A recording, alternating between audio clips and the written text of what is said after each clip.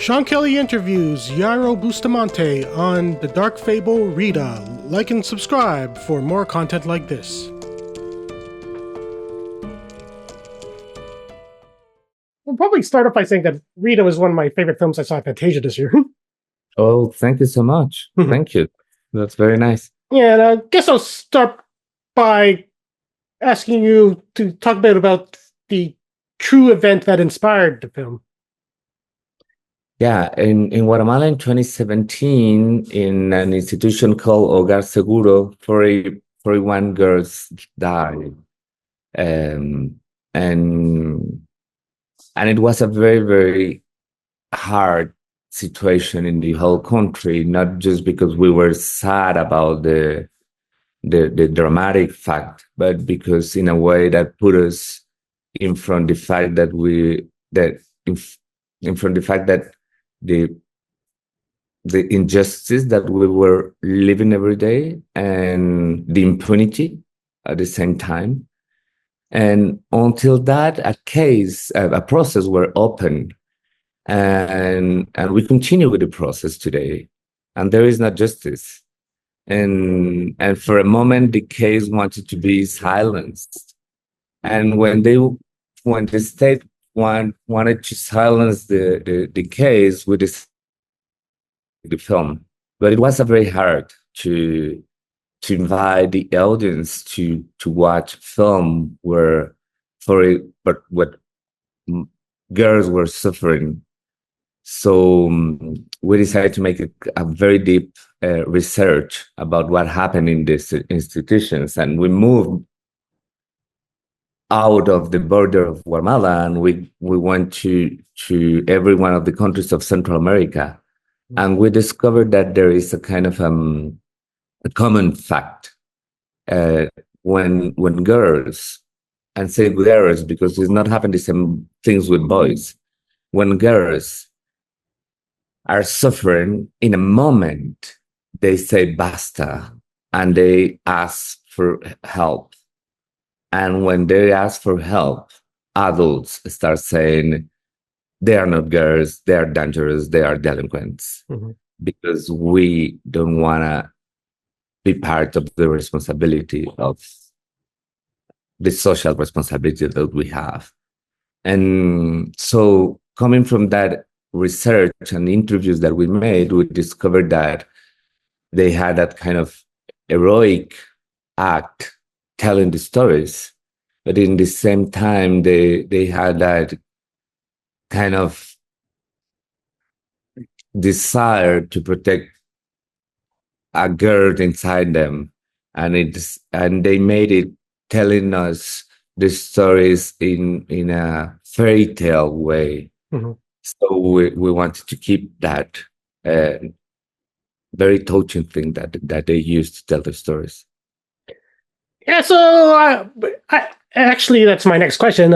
I actually compared Rita somewhat to like the films of Guillermo del Toro, since it tackles some very difficult subject matter through the lens of this fantastical fairy tale environment. So, how difficult was it for you to find that balance in the film? I Guillermo for sure is one of the biggest inspiration that I have in my works, and I had the opportunity to talk with him a lot of times about how to use fantasy and magical realism. And I think both we have that chance to understand magical realism coming from another perspective, because we are Mesoamericans. And for us, it's not just an artistic movement, it's a kind of a lifestyle. And it's a very positive way of that, because in a way magical realism is keeping us close to our ancestors with our traditions, and open windows to the magical world that is so important in our life.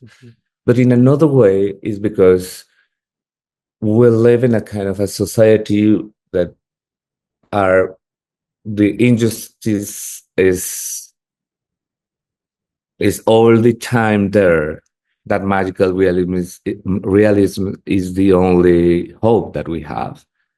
So that's the way that I'm really wanted to continue using it in my stories, because I think it's giving us a lot of freedom.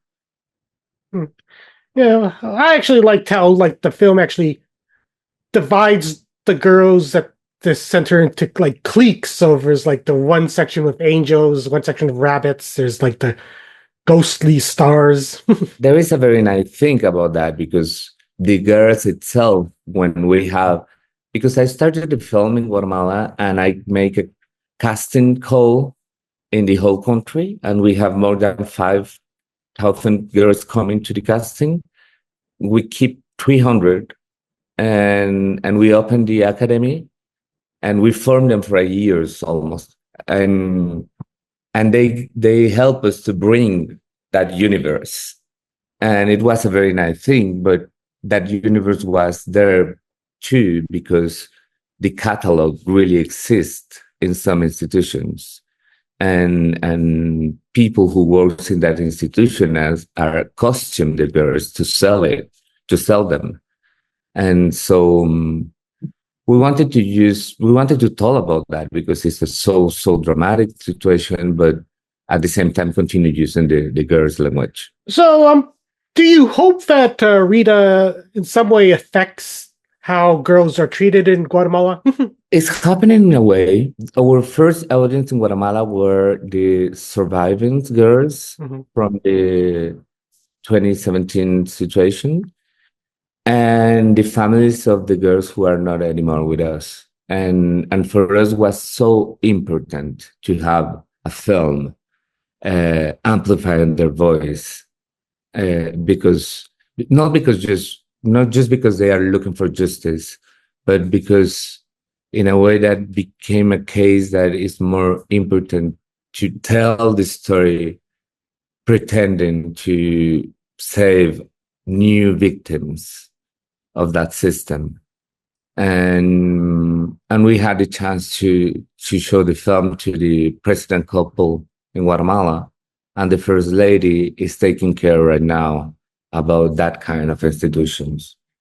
So I don't think that artists can really change politics, but maybe we can just touch some souls.